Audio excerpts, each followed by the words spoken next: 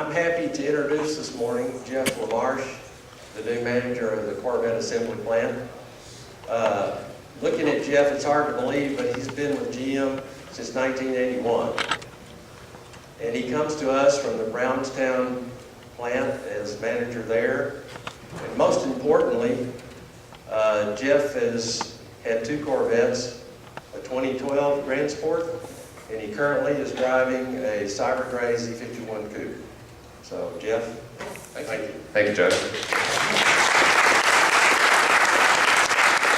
Sorry about the little technical difficulties. Modern technology is what it is. We're trying to get some slides. I'm going to talk this morning a little bit, give you a sense of my background and my history.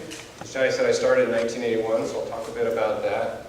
And then I do have a little bit of some slide presentations that we'll do just to kind of give you an update of what's been going on in the plant since the start of C7, right? So that would probably be very interesting to everybody here. And I first want to introduce my partner. I'll introduce my wife Shannon in the back.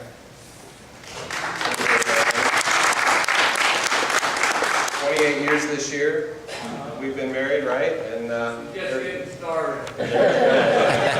Until you can't remember when you weren't married.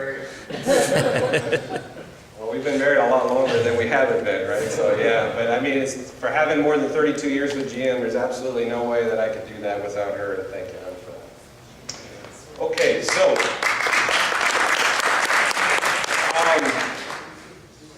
I was born in LA, in the LA area, and you know, it's hard to believe that back in the day, I mean, Los Angeles had a pretty vibrant auto industry.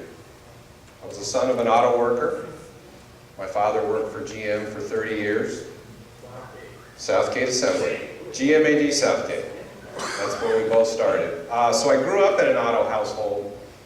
And I like to say that between my father and I mean, we worked for GM for 60 consecutive years. Right? That's really, isn't that cool? Right? I mean, in these days to have that kind of loyalty and that kind of opportunity to spend that much time in one industry and one company. And I certainly hope to make it 70 by the time I'm finished. I'm 50, so I got plenty of time.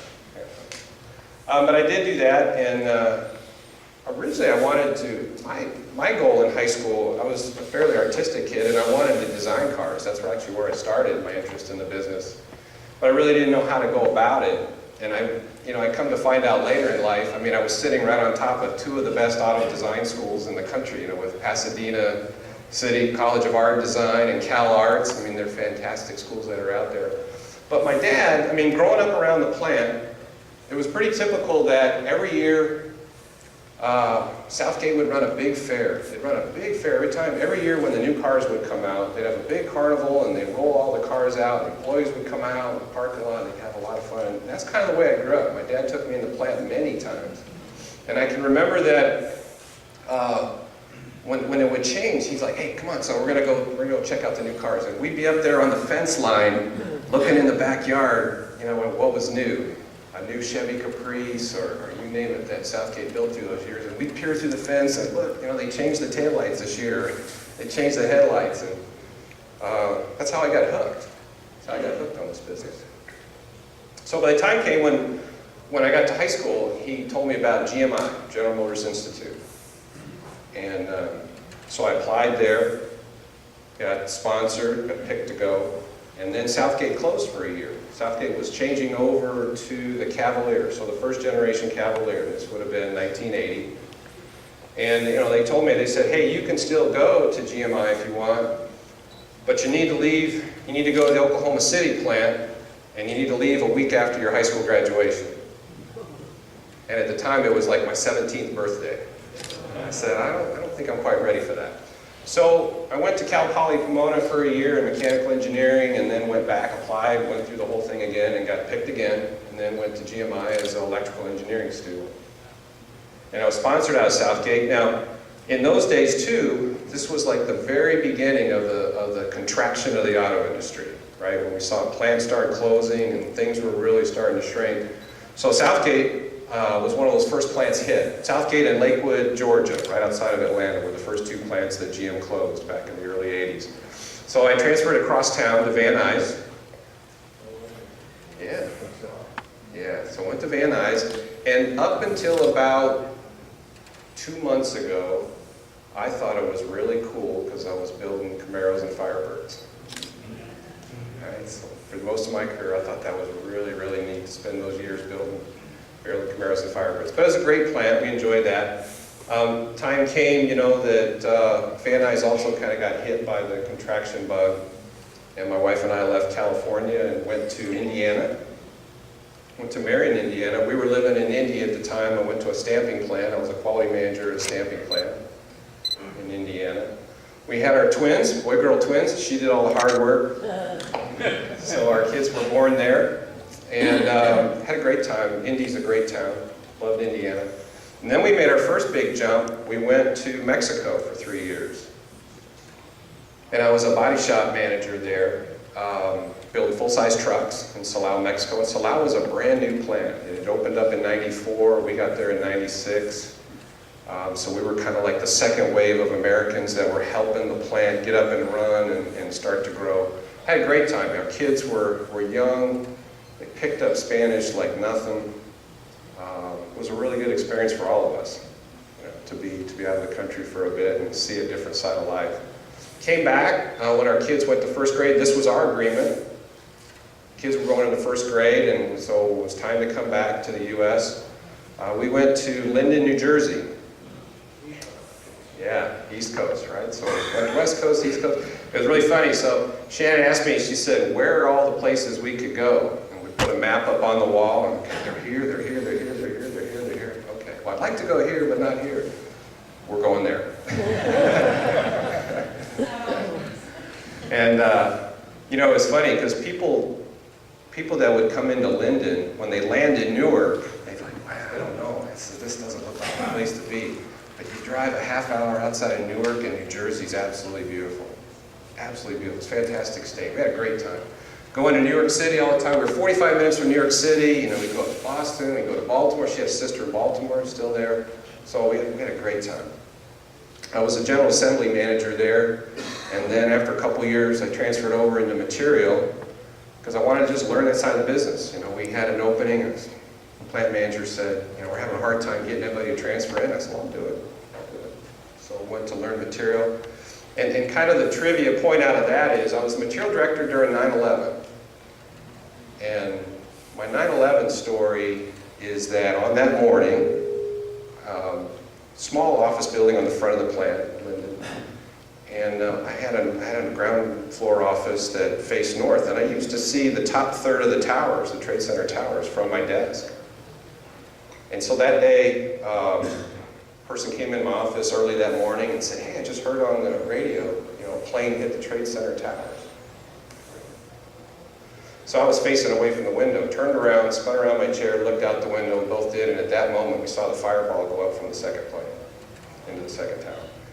And as you can imagine, the rest of the day was just craziness. A lot of employees had friends and families that worked in Manhattan, and they're calling and they're trying to find, their loved ones. And so we shut down about lunchtime because it just became apparent. We didn't have anybody's focus. We needed to get people out of there and find out what's going on. And, it was really tough days. And as a material director, our job was to get everything, obviously get material in and get trucks out. We had quite a challenge because for about 2-3 weeks, the borders were shut down. We were trying to get a lot of parts from outside. We were going all over the place trying to get material into the plant to keep the plant running. And we did. We were fortunate that. We also had a really cool ceremony. GM was one of those companies that really stepped up, and they donated a lot of trucks to the New York City Fire Department and Police Department.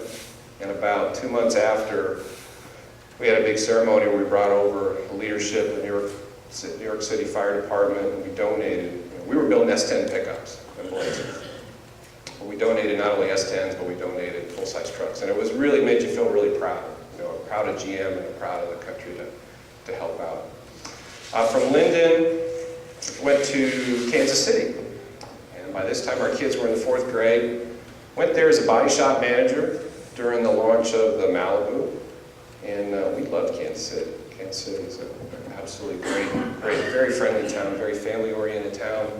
Both our kids, when they graduated high school, went back to Kansas City. My daughter for a year in art school, and she came back to Detroit. She goes to college for creative studies in Detroit. She's a film major.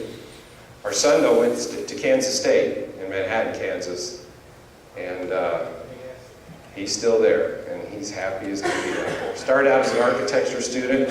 As the norm these days, kids don't go into college with one major and come out the other end, right? They go in and they change and change and change. As long as mom and dad are writing the checks, right? To change. Yeah. Does anybody get out in 4 years anymore either? We used to have to go in 4 years, right? And get out? Yeah, that's not the case anymore. It's 5, whatever. But no, they're happy, and we're happy for them. They're in the right place in their lives. So this move, from there then to Kansas City, ran the body shop, went to headquarters from there, about 2006 now. And I was the quality director for North America. So at that time, my responsibilities were the assembly and stamping plants, the quality systems, the quality departments for all of the North America stamping and assembly plants. Great job. Got to see a lot of country. That was really my last interaction with Bowling Green before I came this time. With the interaction with the plant. Steve Grilli, the quality manager for a long time, and all the team here, Tom Hill, you name it, that we interfaced with them. So did that for a while, and then I had a second chance to go back to Mexico and my first plant manager job in San Luis Potosí. And San Luis Potosí is the youngest assembly plant in the circuit for GM. It opened up in 2009. It is a great plant. It was a complex. We had an assembly plant, transmission plant, and a stamping plant on the complex. And had a lot of fun there. You know, there's something to be said for surrounding yourself with a bunch of 18 to 24-year-olds every day. Makes you feel pretty young. So that was a really cool experience. And so then 2 years ago, I came back and was the plant manager at Brownstown Assembly making lithium-ion batteries for the Chevy Volt. And that was my first Corvette. Early opportunity. Had a Grand Sport convertible. My wife and I got absolutely hooked from the moment we named her Conchita. We love driving Conchita.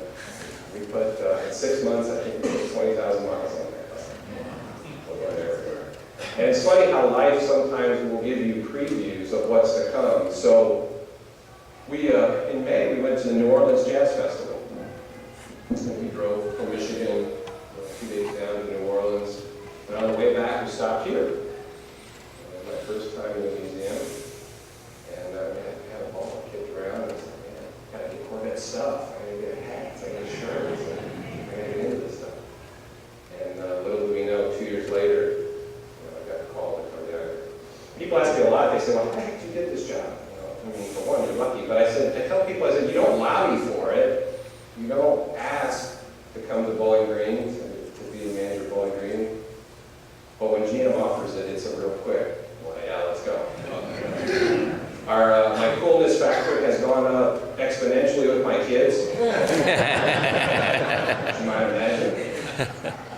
True story, my son just a few weeks ago, so I've been around 33 years in July. First time my son he says, Dad, can I have one of your business cards?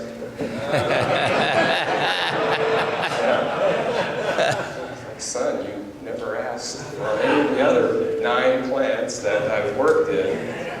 He says, I'll bet it's a really cool looking business card. Yeah, son, it's got the C7 flags on it. It's a really good business card. Exactly, right? So we're here, and Shannon and I are absolutely excited. I'm humbled. I mean, this is truly a blessing to be part of the Corvette team. You know, we get asked a lot in my couple months here, what's different about being here than being in any other manufacturing job at GM? And it's, look around the room, right? It's the interaction with the customers that we get on a daily basis. Tapping into the passion and excitement of this car, the true sports car.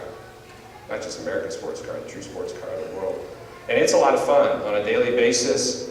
Christine, my assistant, will put on my calendar if there's buyer tours in the plant.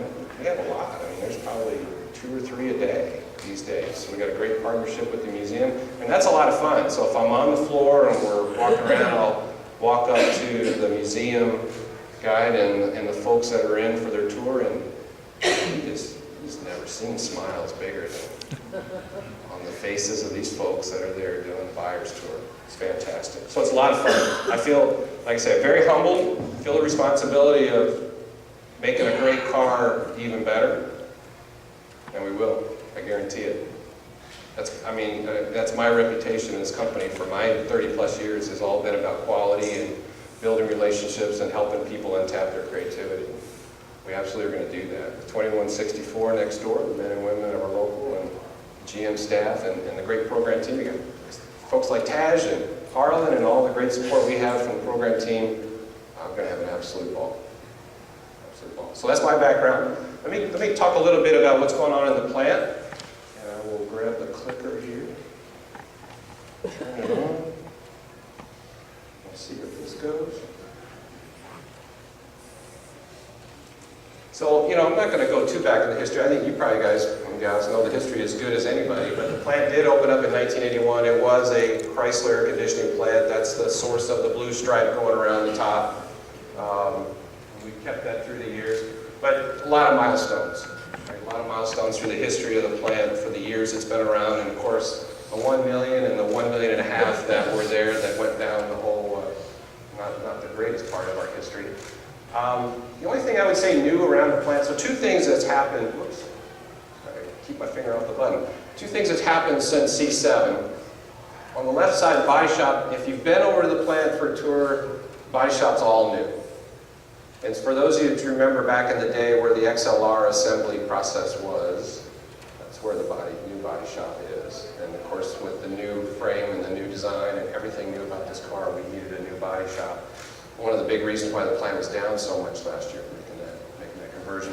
And then down in the center, the red square, Performance Build Center, we're bringing on engine builds to the plant. We just kicked that off. I think I'll talk about that a little bit more in one of the later slides. So we are part of this. What's really surprising to a lot of people is how big the auto industry is in Kentucky. So as a state, we're the 4th largest state in the country for vehicle production. Everybody's probably familiar with, Toyota's got a huge complex outside of Lexington, and Ford's got 2 massive assembly plants up in Louisville and ourselves. But Kentucky's number 4, and actually number 3 in auto jobs. So C7, for the plant goes back to 2011 with the announcement and $131 million investment in the plant. So that's on top of all the program investment for the plant, and we had a lot of support there that day. Of course, see Mark Noyes, Governor Beshears in the Commonwealth of Kentucky. So we have a lot of big fans, not surprising in Corvette world, which is great for us. The last car came off the line at the end of February last year, and it was shipped there shortly after. See the picture on the right as we sent the last one on its way to the dealerships.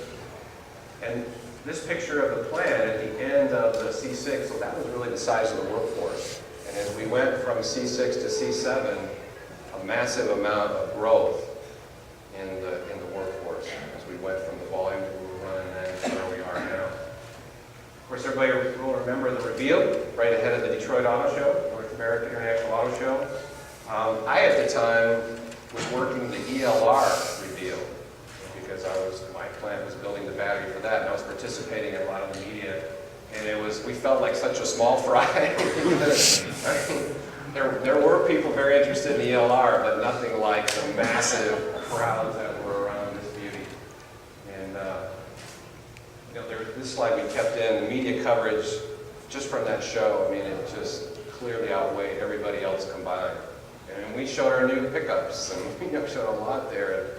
It was maybe a little bit frustrating for some of our other GM teammates that nobody else really got the attention that Corvette did. Drove a lot of press, as everybody knows, and some of you probably have at home from the coverage.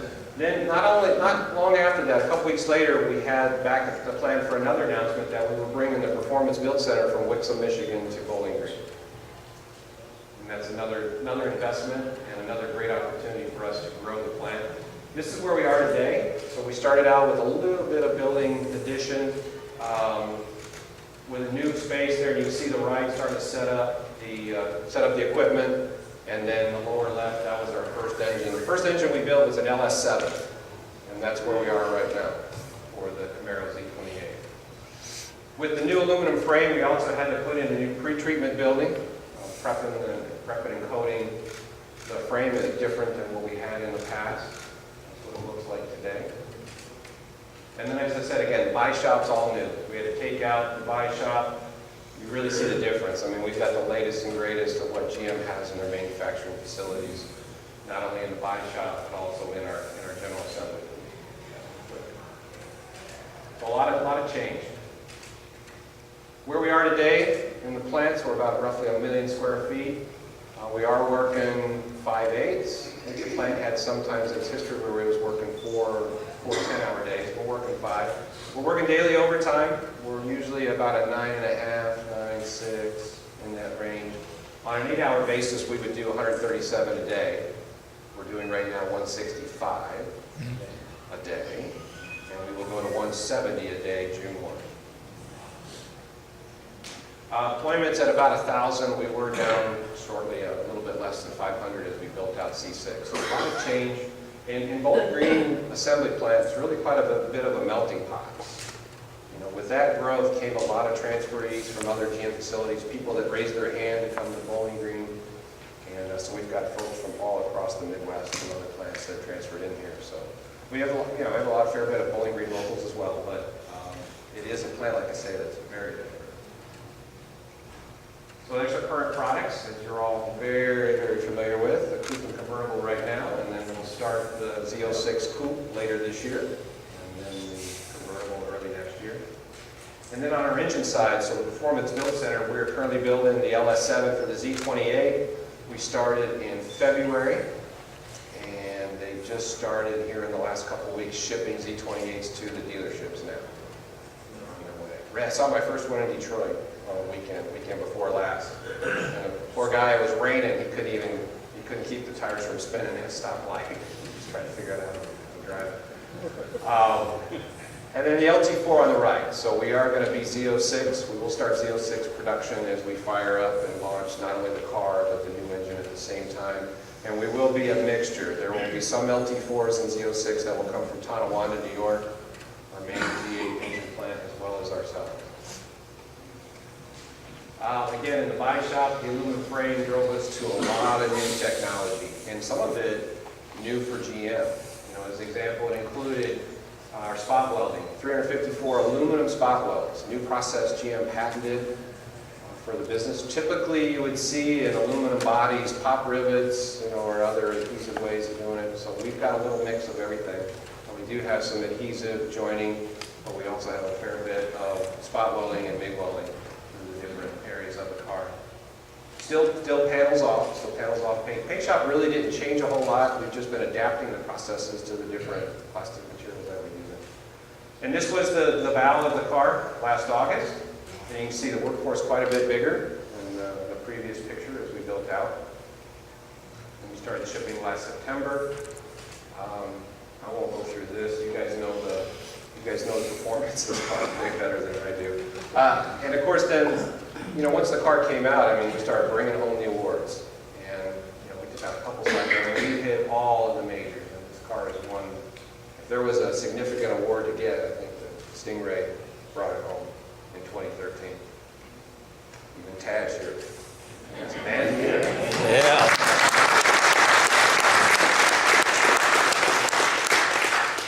We left that just for back home. Yeah. What's your backlog? Backlog. Yeah. Orders. I don't know how many we have, because I only see them once they're approved and headed our way. I'll talk about that in a second about where we're at. So I don't know how many are out there before what's officially been approved in our order process. Any chance of improved production beyond 175? I don't see it right now, just because we're bumping up against the capacity rates of some of the components coming into us. The other unique thing that happens at Bowling Green a lot is we get a lot of outside visitors. Not just folks like you that like to tour the plant, but a lot of media come in. And, Discovery Channel, Travel Channel, History Channel, Larry Cable Guy, right? That's a lot of fun. I miss that one. So we get a lot, and National Geographic, you name it. Just a few weeks ago, we had the Discovery Channel with us for 4 days.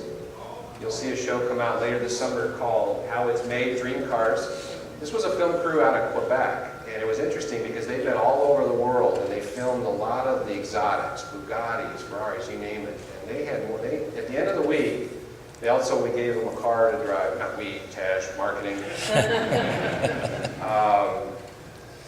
They had more fun with that car, they said, than exotics at you name the price. They absolutely had all. They couldn't say enough. So we're really excited and looking forward to seeing the video of that when it comes out later this year. Of course, we get a lot of our famous friends. Rick Hendrick coming in to pick up one of his several $million-dollar Corvettes. I just like to have his throwaway money. Yeah. His pocket change. His pocket change, yeah, whatever he's got laying around. The plants also received a number of awards. This was last year one of them for being Manufacturer of the Year. And the other interesting thing, and I've said this to the workforce, this is my 9th plant. And I can sincerely say I've never seen a plant more connected to the community than Bowling Green Assembly. If there is something going on involved in a community service project or a charity, there are men and women from Bowling Green and 2164 there. Very big and united way. We do a lot of work through the GM Foundation, March of Dimes, Alzheimer's Walk. I mean, our folks are just fantastic in giving their time, their talent, their treasure, back to this community. Just a few weeks ago, we participated in the Habitat for Humanity. There's a new neighborhood going up in Bowling Green, and GM gave $80,000 to the local Bowling Green Habitat for Humanity bill. And it was super, biggest donation they've ever had here locally. And so we went out. I had a group of men and women from the plant. And it was snowing that day in Bowling Green. I'm like, what's going on? I thought I moved here because it was not going to be snowing. We put the first story of this house up that day. The homeowner is in the lower right, and it was just fantastic being able to see smiles on his face to helping this homeowner to have affordable housing for him. So just great. The plant is fantastic about getting involved. Sustain the Dream, consistent with GM. GM is super big about trying to be environmentally conscious. We are not landfill free in Bowling Green Assembly, and it's really kind of comes back to the adhesives and the plastics that we use. There's some things that we use that makes it very difficult to be landfill free, some of like our other plants. But we are very mindful of recycling and reducing energy use. For example, in the buy shop demo, we recycle tons and tons of metal. I'm not trying to put those back. We do a lot of work. There is the wildcat habitat. You see if you pull into the plant there. So we bring a lot of school kids out and work with them, as well as some of our water testing programs that we do with the local schools. So we're just really into that. Of course, you can always go out to our website, CorvetteAssembly.com. You can book your tours there, check out things going on at the plant. And that's a little bit about Bowling Green, C7. So questions? So I'm going to tell you a little bit about, so what do we see on orders? I know there's a lot outside. What we see in the plant really starts at about 5 weeks out. The sequence for Bowling Green, which is also very unique compared to other GM plants, is actually locked in at about 3 weeks out. We sequence a lot of material, and some of them as far away as Kansas, actually, which is part of that being so far out. But yeah, 3 weeks out, we're pretty well dialed in. But we'll first get visibility of an order once it's approved and in our systems at about 5 weeks out. But beyond that, all the other ones that are out there, we wouldn't know locally. We wouldn't see. So, got time to take? I'm sorry? Still just in time, yeah. Very little. Very little. I mean, Bowling Green is a plant. You can see the overhead view is not real big. And so most of that's really process space. We do have 2 off-site material partners where we sequence material and store material that we work with that are within 5 miles of the plant. One's just almost across the street. 175, that, if on math, if I would calculate a little over 40,000 in a year, is that number? So if you did 170, yes, we did 170 a day, 5, 8, 35 a week, right? Yeah. A little over 40,000. Yeah, we've been doing over 3,000 this year. So really just volume dependent. If orders look good, we'll keep doing it. And we'll see what happens as Z06 comes on. versus our LT1 business for coupe and convertible. Let me take him behind you and I'll come back to it. I understand you pull about 5 cars a day for special inspection. Go into that? Sure. It's three a day. We do, and GM has what they call a global customer audit. It's an audit process that goes through fit, finish, function, a drive, about an 8-mile drive audit, squeak and rattle check, full water test, 8-minute water test. It's common around the world, and it's volume driven. The reason why it's 3, it's based on our production rate. So at a 165 a day, that equates to what we would do at 3. Plants probably wouldn't do any more than 5 at the largest. But it takes about an hour for a static walk around of inspection of fit and finish and working all of the electrical accessories. And then, like I say, we'll go do a water test, we'll do a squeak and rattle, track drive, and then we'll go out on the road for about 8 miles. And we review, so every day we come back and we look at the results, and that's where we talk about as a team, what are the things from a continuous improvement standpoint that we're working on. I can tell you that it's mostly just fit and finish appearance for what things that we're working on. I mean, mechanical type issues, very rare. You don't really see much that we find in that audit. And they're pulled at random. So they're pulled out of vehicles that are ready to ship. I can't give you my number and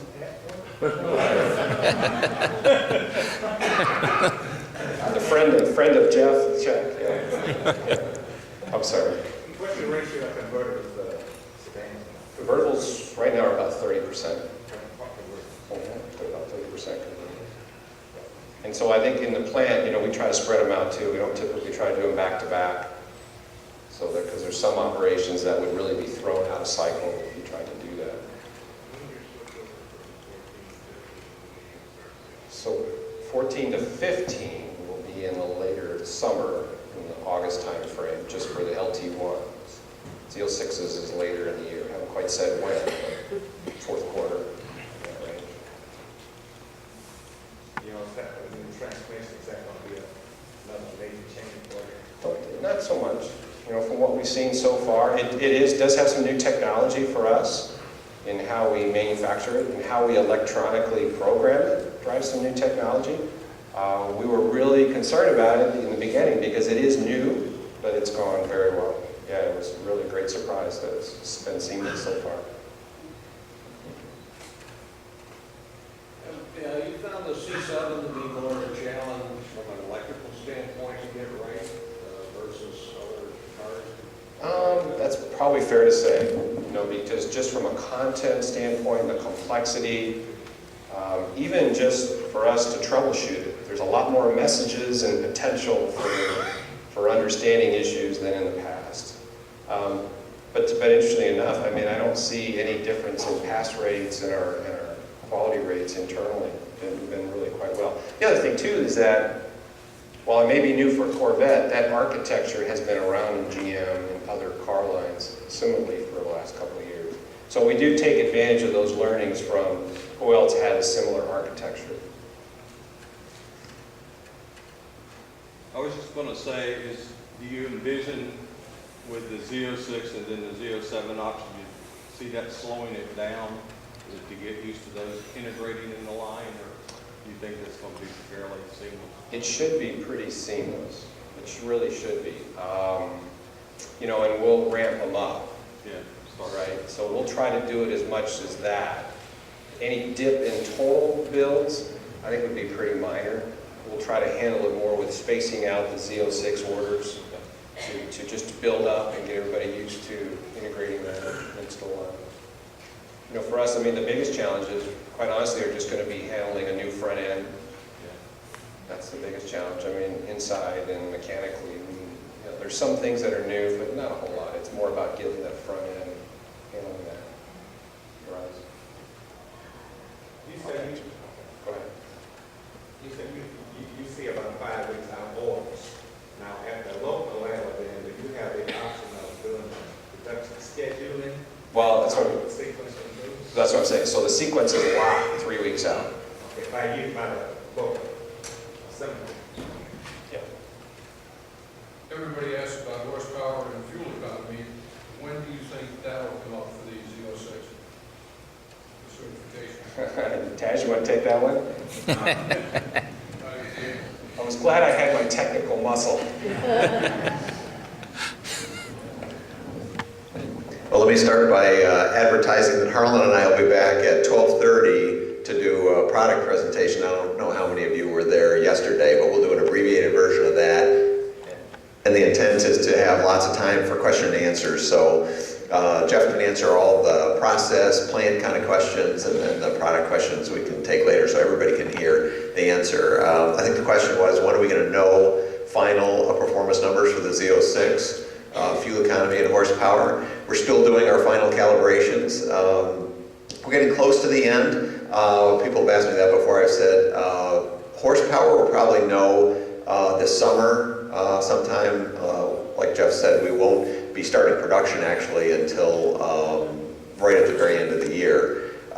So we'll probably know horsepower because we have to get our final engine calibrations done, so the performance aspects of it have to be done so we can go and test the car on track and do all our last minute work. The fuel economy tends to be done late because you want to use very, very production representative cars. So even though the engine's producing the right amount of horsepower, we're actually still tweaking the aerodynamics of the car, balancing downforce and drag. And so you have to have the car in its absolutely final production form before you know exactly what the drag resistance is, because that goes into the calculation of fuel economy.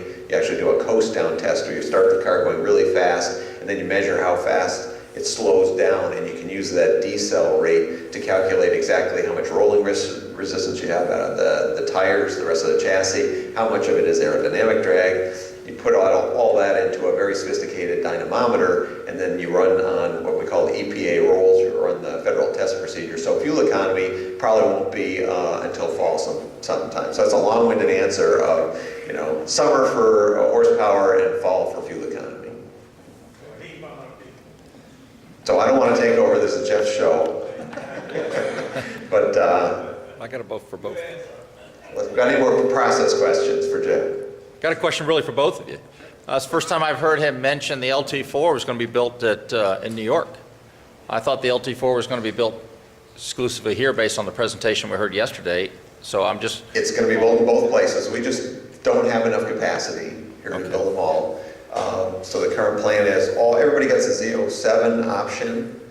For sure the engine will be built here in Bowling Green. And if you sign up to build it yourself, which we're going to continue, build your own engine program. Of course, that would be done here. And then the remainder, and it really depends on how many orders we have for Z06s, but we have to have an overflow. We just can't, we don't have the capacity here. And just for everybody's knowledge, there's not going to be any difference between the engines. All the tooling and the way the engine's put together, there's exact same parts, exact same torques on every single fastener. So they're, physically, engine built here in Bowling Green versus one built in Tonawanda will be identical in the car. The Z28 is going to go from 500 to 1500, I understand. Will you be able to keep up with that? Yeah, we will. So so we baked that into our hiring plan because right now, since we're only building Z28, we're just getting into beginning the first shakedown of the LT4 line and equipment.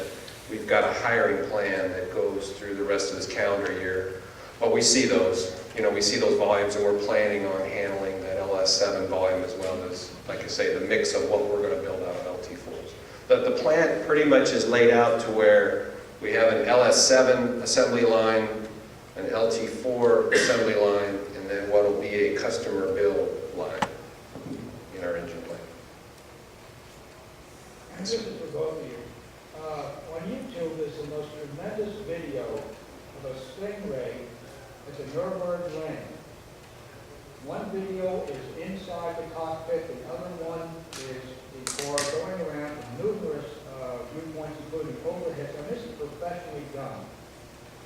Whoever drove that, I've never seen anybody drive a car to the limit that was in that video. I watched that thing over. Matter of fact, when I'm turning on YouTube, it goes right through. Do you know? Was that you? Oh, God, no. Who did that?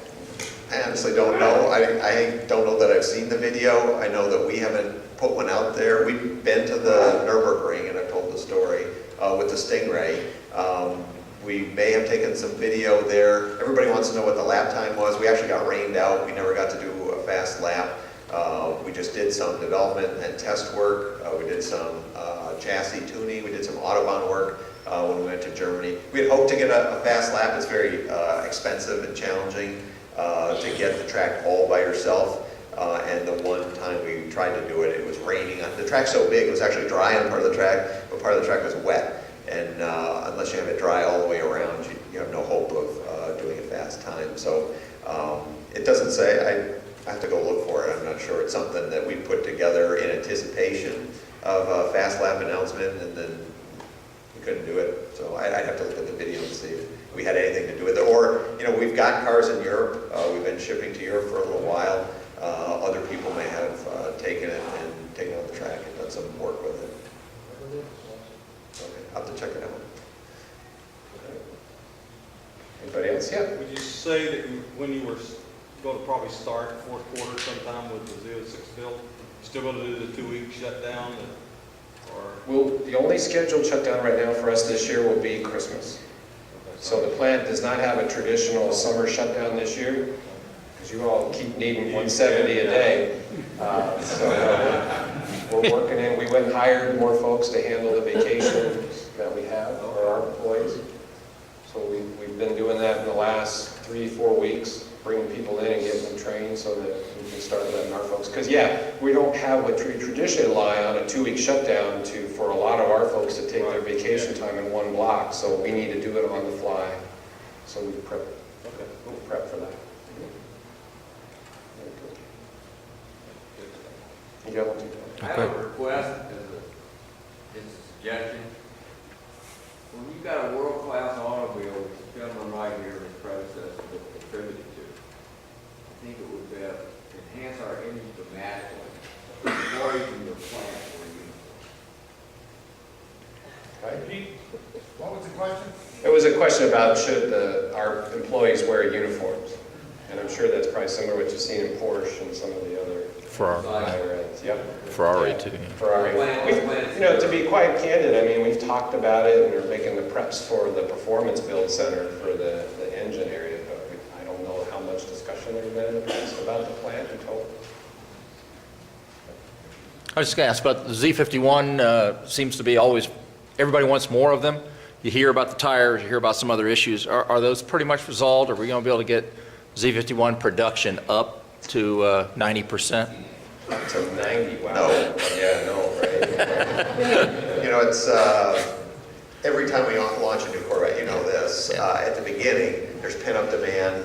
Everybody wants the loaded cars. All the dealers want to stock their yard with loaded cars. Everybody wants to make as much money as they can while the car is hot. And so we've seen it time and time again where when the first couple of years you bring the car out, everybody wants all that stuff, and then it tapers off after a while and reaches a natural balance. There's a lot of reasons why people want Z51. You know, the media's gone crazy over it. It has a lot of content. And you have to thank Harlan for underpricing it, you know. He didn't, he fought it, but the powers at the top of the company, seeing, you know, the demand, said, you know, we'll take another $1,200 for that. And even when we introduced the car to the media and we told them all the content in the Z51, they were scratching their heads like, it's too cheap, why are you doing this? And we're like, it's a gift to our customers, but then we get into trouble because you know, everybody wants it, and then we don't capacitize for it. The reason we don't capacitize for it is because long term we know what's going to happen, and it's extremely expensive. You've got expensive aluminum wheels.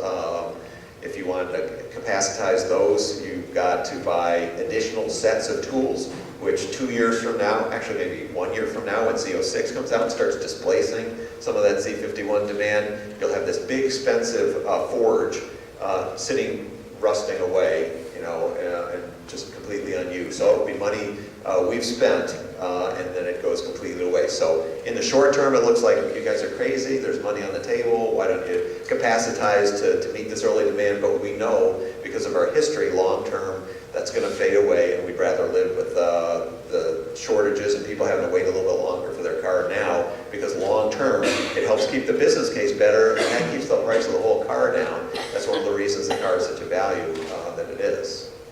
Along that line though, Tej, have you already begun forecasting for the Z06? Do you think we're talking 6,000 units like we pretty much used to have Z06s and I think ZR1s? the point, we recognized that the demand was going to be, for the whole car was going to be higher than what our forecasters, our professional forecasters thought it would be.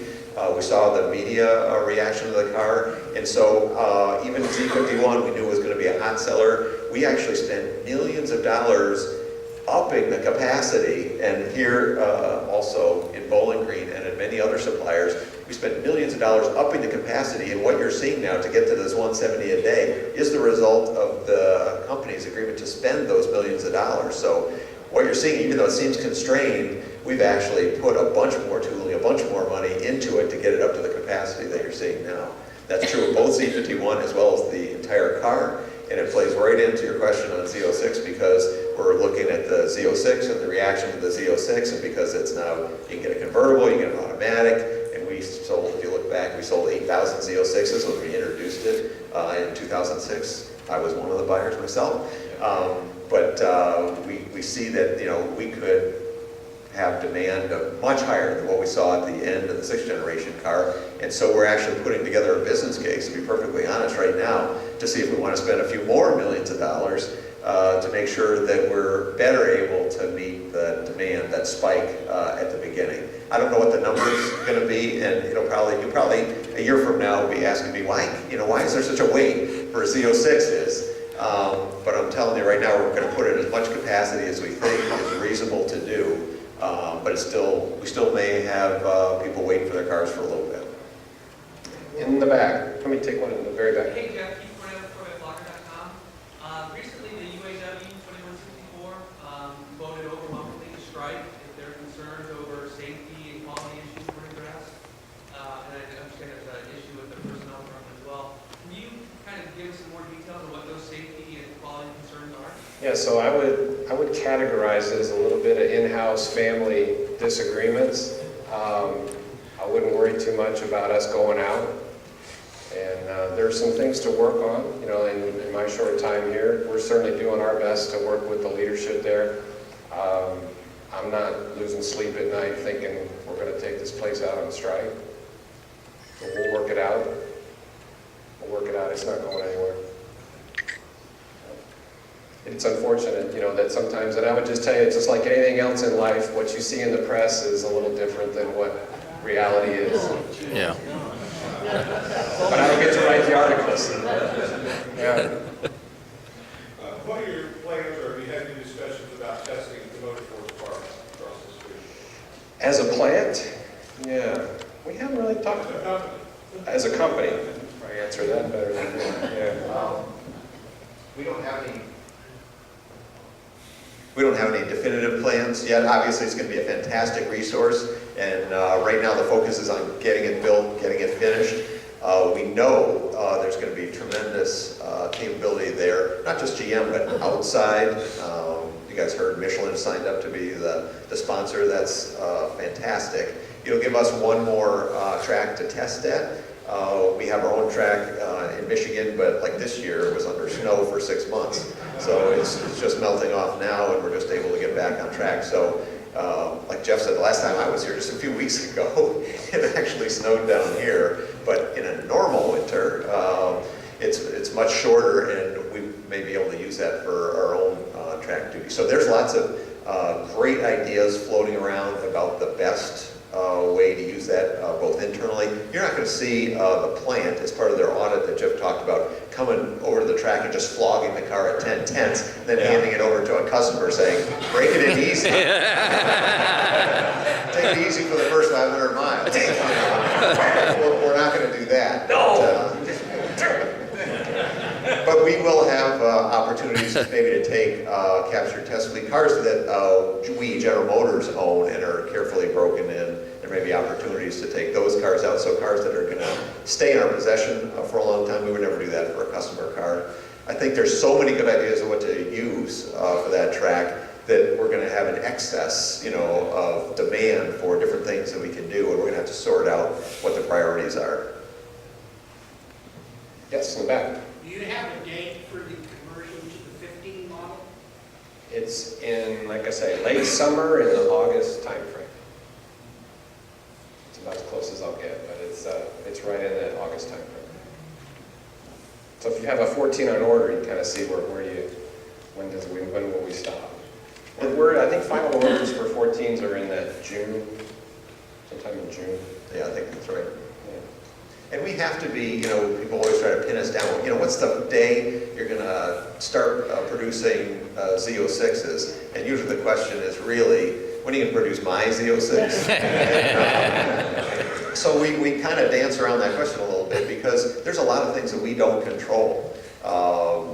Different issues around supply community, development progress. A lot of things can go wrong, and if we go out there and say, as of this day, we absolutely guarantee, we still have work to do. It's not like it's in the bag and we're just, sitting around with our feet up on the desk waiting for that day to flip the switch.